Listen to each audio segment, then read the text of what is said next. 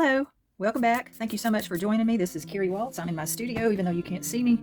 You can see my hand and the elephant we drew last week. This was all done with a number 2 or HB pencil, the kind you can find around your house. And the first thing I want to do today is look at shading. I know we haven't really gone over shading, but when you think of how to create the illusion of three-dimensional, you have to have different values in shading. And values in shading go from light to dark. Light to dark, this would be the darkest on this image, and this would be the lightest. So when you look at this as the lightest, then in all practical purposes, we would be shading in the background. However, just for this example, right now, I'm going to just focus on the elephant. There is a shadow back here that we'll add later, but I want to just show you what you can do with a number 2 pencil. I will come in a little bit later and I'll add some of my favorite darker darks, which I'll explain. But there's times when, especially when you're first starting off, you don't want to invest in a lot of different materials. So when I shade, I want to lay my pencil slightly down so that I'm not shading with the point. So I'm holding it with my hand on top rather than like I'm writing. So just by shifting that, so I'm very, ooh, that's darker than I really wanted, but that's okay. I'm going to blend it. And I'm working on Bristol board, which has a little more texture probably than your computer paper or drawing board. So, and I still have it attached to its grid that I drew it from. And so you're going to look at this and go, man, look how rough that is. It's got all that white in between. And that's okay right now, because we're going to take care of that. I'll give you a little hint to the tool that I use. Okay, so here's an old t-shirt. Wrap it around my finger. I'm going to just lightly blend. I'm not worried about those wrinkles and all the fine-tuning of the other part of his tusk and all in his skin. And actually, I don't mind this texture at all, because when you look at the texture of an elephant, its skin has all these different layers. Now see, I kind of obliterated that a little bit, but again, I have my grid. I can come back and redraw that, or while it's on my mind, I can just take my pencil and come back and shade in a little darker where I've just covered that up. Now, one thing I do want to avoid, you see how I have an outline here? When I'm drawing, I don't want to have an outline for my edge. I want my shading to create its own edge. So I'm coming back now more with the point. I'm making this a little darker. I'm going to fill in the texture a little bit more, because I didn't actually make that dark enough. Even though when I squint at this and this is still a lot lighter. So I've got a lot darker to go, but my pencil is not going to go as dark as this. When I bear down on a pencil, let me just get a piece. I want you to understand, okay, when I bear down on this pencil, I can bear down really hard, but when I'm bearing down that hard, I'm actually damaging the paper and I'm creating this sheen. And sometimes I don't want the darkest part of my drawing to shine. So I want it dark, and see, when I lay it down sideways, I want it dark, but I don't want to push so hard that I damage the paper. I still have a sheen, and I will with pencil. So my favorite tool that I'm going to come back in with the darkest dark is a Primo Elite Grande. I think I had to buy this online. But if I want dark, I am barely touching the surface. I'm not pressing hard. I'm not damaging the paper, and then I can blend it. Also, like I mentioned the other day, if you want something easy to blend your drawing with, if you will get some blending tools, like these, this not a tortillon. A tortillon is a spiral bound. This is a softer, so, and they both have points, but this is easier. So see how luscious. That's a word for drawing, I guess. See that can just blend out and give you a nice smooth look. So I might be shifting to this instead of the other. But even wipe that off a little bit. So I can come over here and see pencil will blend, but I'm not going to get the darkest dark. So, and there is no glare on that. So I do like that. All right, so we're going to start with pencil first, because all of you should have pencil. And I want to make this a little darker. I'm just going to start shading. I'll put some music or something in the background.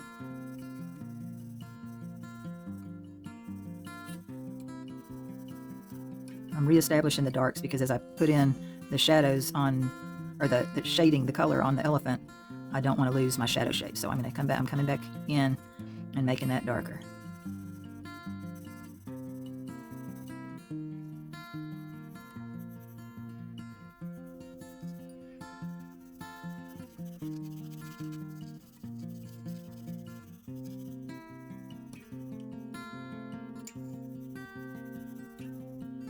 will be bearing down a little bit, but I'm trying not to damage the paper. Okay, now I'm looking at these two thinking, I think I went a little farther on a little wider. And sometimes I just make adjustments to my drawing, even though I used a grid.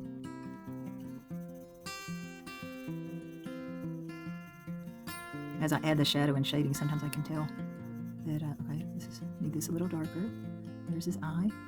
It's kind of a dark triangle-ish.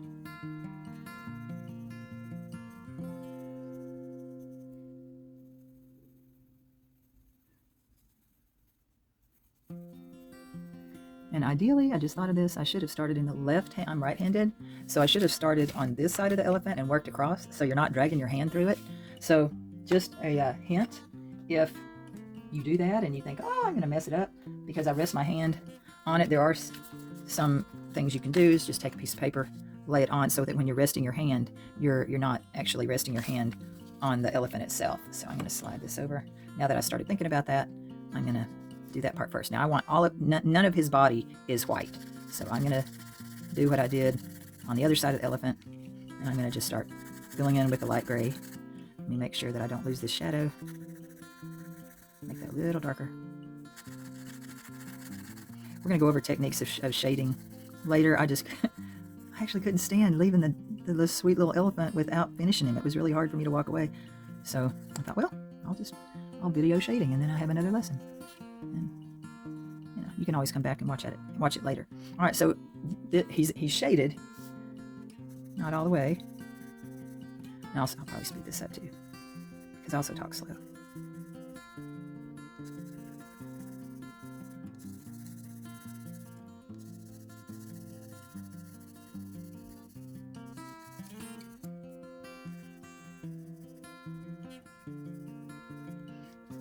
And I want you to see the difference of your paper. Now, this is just an index card. It's a little smoother than this, and you'll decide. Sorry, probably didn't see that. As you work on different surfaces, you'll decide what paper you like, and it will make a difference as you work a variety of things to decide which one best works for you. Okay, I'm gonna put that down so I can blur this. See how easy that is just to reach around. You can do this with your t-shirt too. But I just find that I can see it a little bit better. And go ahead and blur in this dark shadow. When you're blending, try to blend in the direction of the object. So see, I'm following this curve, or here I could follow this bend, or I could follow this bend. But if it's bent and curved, I'm going to try to mimic that curve. So I might be looking at the way the lines are on the wrinkles in the skin, and go in that direction. And again, they go in different directions. I just flipped to the other side. It's a little dirty. That's okay. I'll just use that dirt, the smudginess, to go where the shadows are. I think I had that leg a little fat, but that's okay. Again, I think I spent about 30 minutes on the drawing. You can spend a lot more time on it. You can work larger and get even more detailed. And now when I'm squinting, I just recently, in the last few years, have realized how important squinting is when you're working with your art. And sometimes that just means, for me, just looking over the edge of my glasses. But when you squint, it helps take away, obviously, the details because they're not in focus, and softens the edges, again, because it's not in focus. But that helps, especially when you're painting. I never really realized how much I needed that skill, and it took me a few years to figure out what they were talking about. But if you can get the value right, and we're working on lights and darks right now, if you can get the value right, then it's going to read right. The color can be different, and you've seen that, where you see a variety of pictures that aren't, you might see an elephant that's pink. Elephants aren't really pink. Okay, see, I'm losing right now this dark part right in here, so I'm going to come back with my pencil and layer that back in.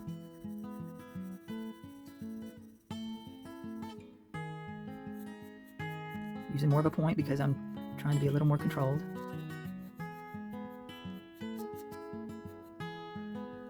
The hardest part to me is when you can't see it. It disappears down in here.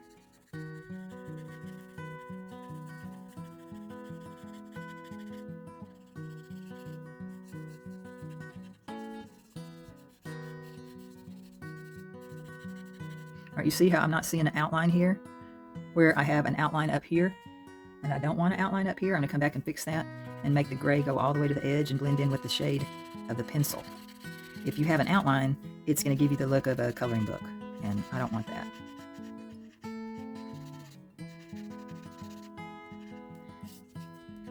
Okay, you see how this has a little more detail than this, and I'm losing some of the dark again, make that a little wider.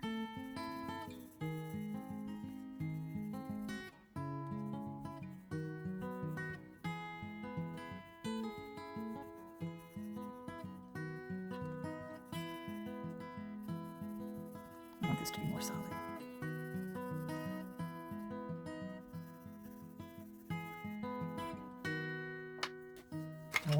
One eraser that I like is this little bitty guy. This is a Tombow Mono Zero, and sometimes I want to just lift off just a little bitty bit of something. Now this does leave what I call eraser poo, which I don't necessarily like, but you can brush it off with a stiff brush or your finger. Just make sure you don't make a mess of your drawing and smear your drawing where you don't want it to be smeared. But I really like playing with these blending stumps, and I can have a little bit on the base and just move it around. So I can take I can blend in here, get this nice and smooth. So I'm actually picking up some graphite on this stump. I want to make sure my shadows are all solid in. Fill that in. Okay, now I have some on my tip, and I want to test how dark it is. Okay, it's about like that, that's fine. I'm gonna come over here and lay in. I'm just transferring just a little bit. I'm not pressing hard at all, but I'm trying to cover up that line that I was seeing over here by bringing the gray right up to it, because I want your shading to create the edge instead of your line.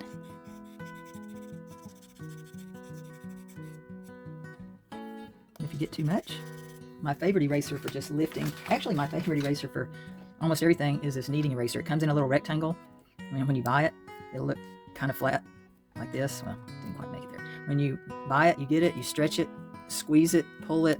This actually is how you clean it. And my kids just love playing with these. You can stretch it all out. But you can also create a nice point.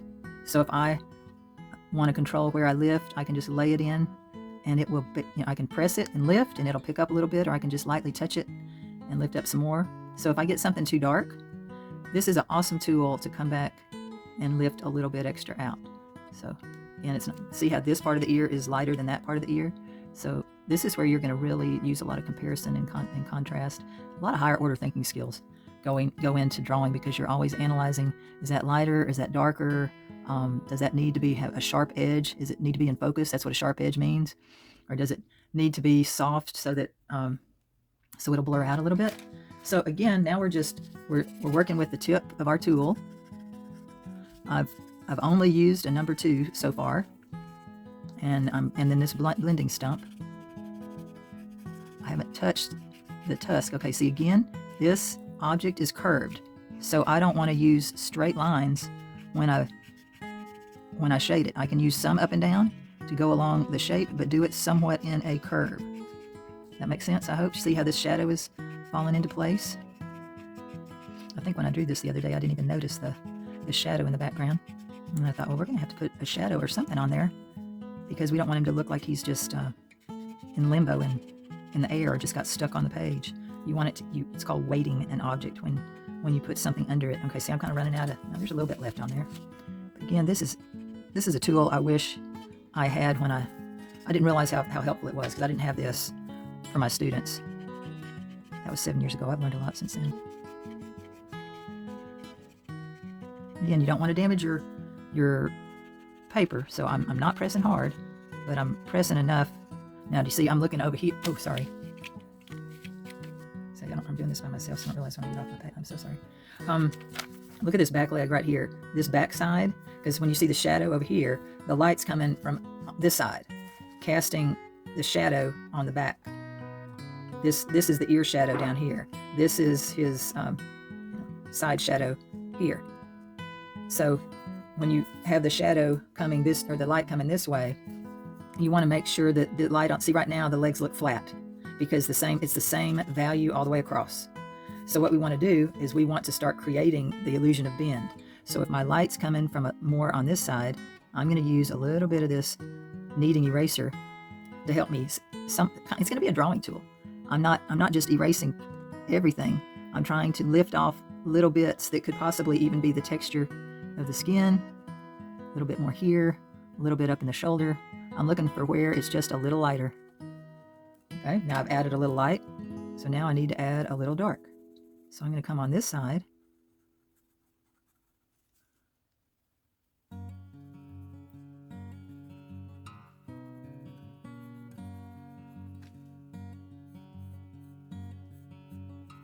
Again, I'm not creating a line, I'm creating an edge. So this is the process that I use.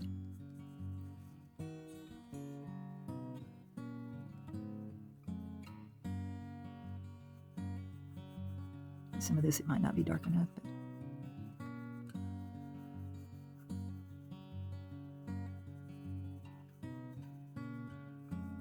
and if you were working with this a lot bigger, you could get a lot of detail in each one of these little wrinkles.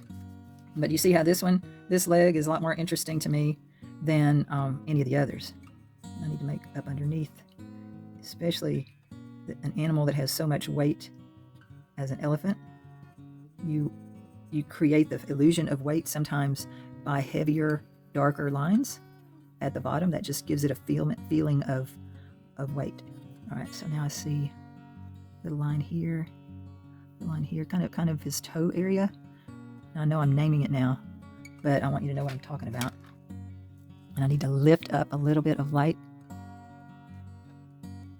in there. And I don't mind if some of this has light lines as well. Okay, so this is when there's times when I want a little more out.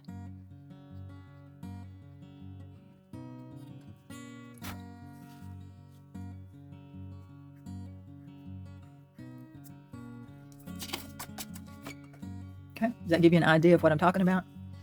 I hope so. All right. I want a little bit of shading on his tusks, and that's just at the very bottom. Oh, you can hear my cat in the distance. Maybe you can hear it. She makes that noise, seriously, when she has her toy. It's kind of funny.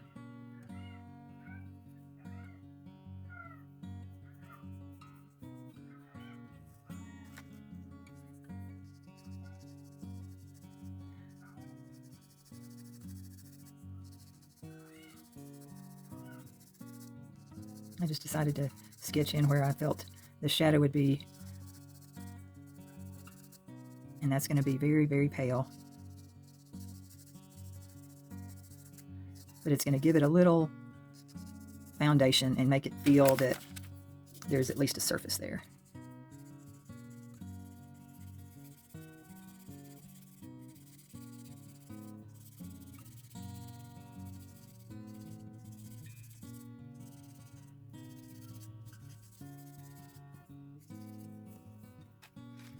So you can tell I haven't finished him, but this leg is a good example of the level I would want to go to, at least with a number 2 pencil.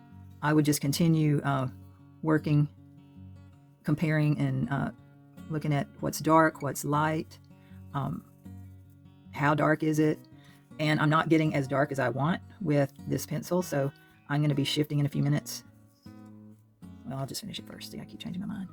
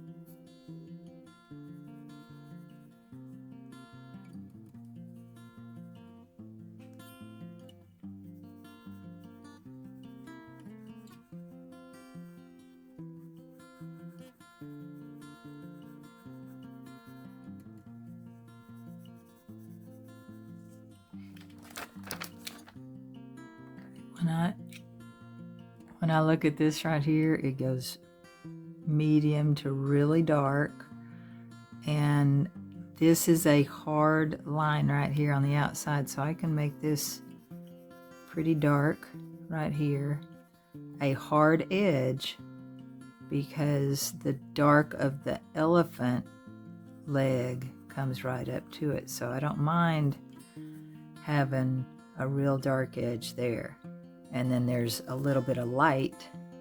I'm going to make that a little lighter, make sure, because that's not where the shadow is. Clean that up just a little bit more right there. Okay, see how convenient that tiny little eraser is? Not necessary, just very convenient. I haven't even had it a year, so that tells you.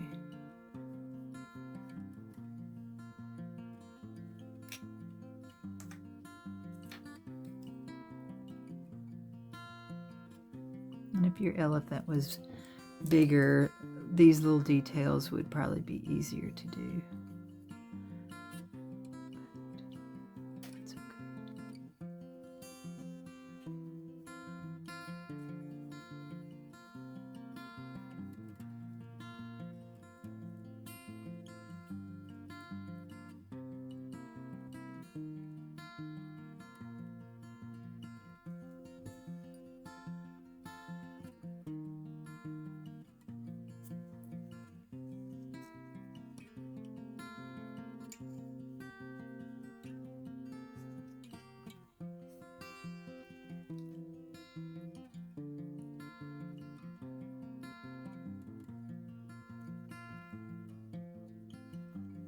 Here's a little artistic license where I don't see any toenail at all on that foot.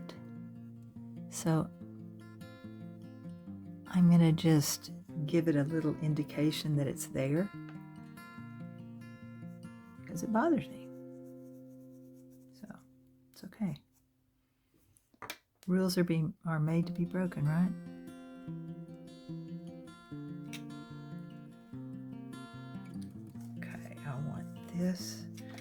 this is the front leg, this is the back leg. I want the back leg darker, so it pushes that front leg forward. And I'm liking all the crazy crisscrosses. This is actually a technique called cross hatching, where one direction is hatching. Here's an example. Here's hatching. Okay, so we have hatching, then we have cross hatching.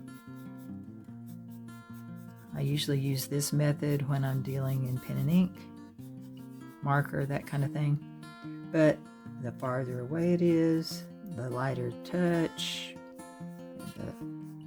the lighter shadow, the closer you do it together, the closer you crisscross, even maybe a third direction at times, depending on what you're shading, gets you darker.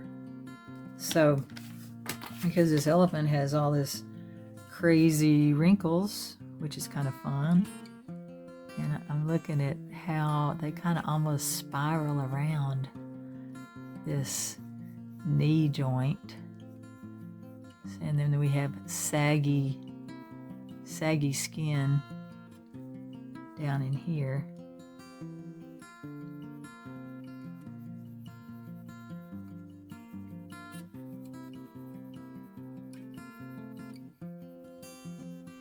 It's kind of fun to do.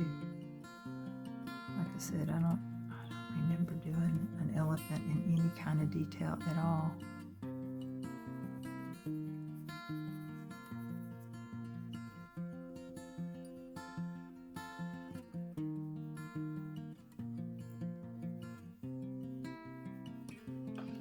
Now this side is much darker.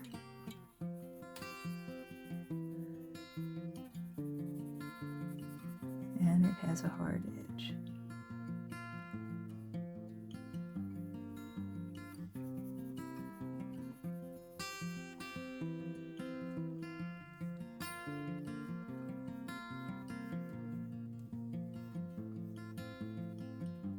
You can spend hours on shading. It all depends on what you want to do with your drawing. You know, I want to keep my drawing skills sharp enough that if I want to work on a portrait or a person, I'd really like to be able to get a nice likeness without having to use the grid method. But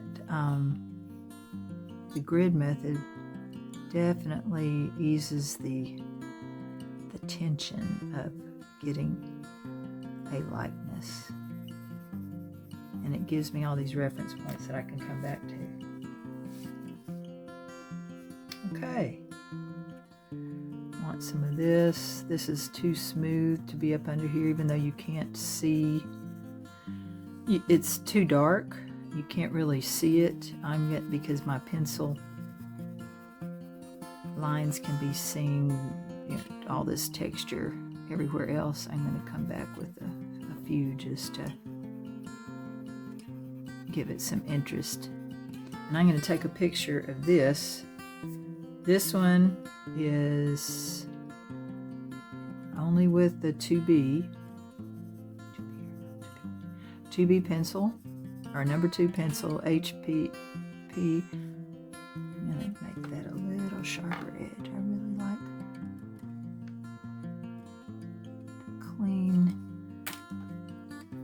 the clean hard edge of his ear.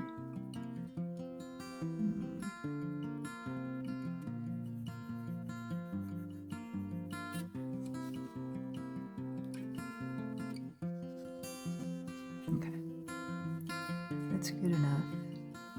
Well, almost. I want a little bit more dark around his eye.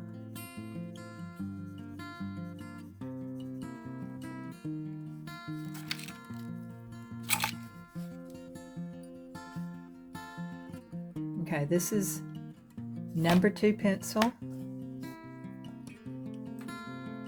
number 2 pencil, my elephant. Okay, I'm back. Here was my number 2 pencil drawing of the elephant that I started with the grid and method, and I'm going to come back with this Prima Elite Grande to push the darks even darker, and I want to show you the difference.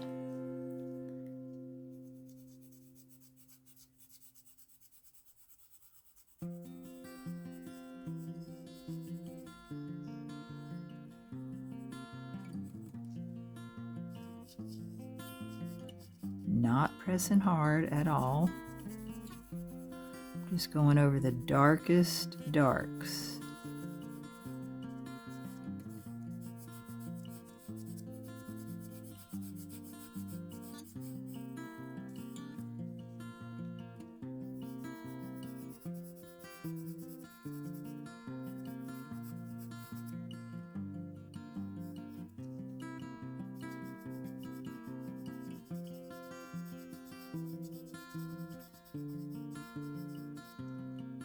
It increases the amount of contrast, which I like.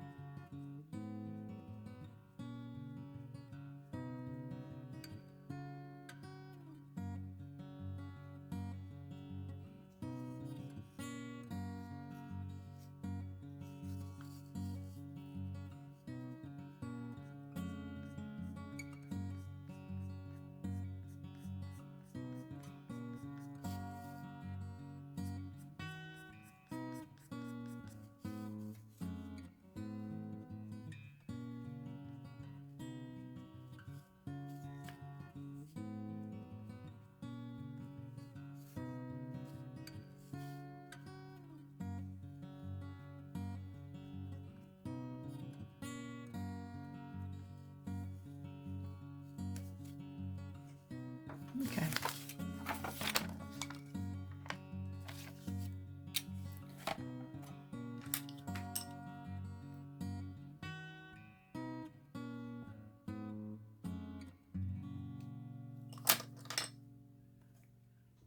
I think I'm done. Let me know what you think. If anything's been helpful, please subscribe. Let me know how I can help you.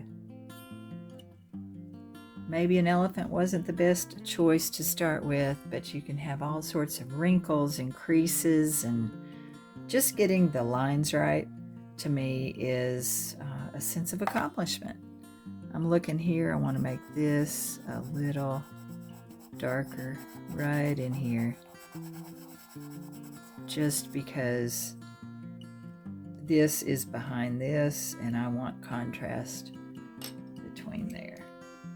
Now when I tilt this and shift it, you shouldn't see much glare and shine because I didn't press real hard on any of the pencil, and this Prima Elite is more like charcoal, so it takes a little getting used to, but I really like the darks I get. So for a 6x6 inch sketch drawing, it gives you some options. All right, hope you enjoyed it.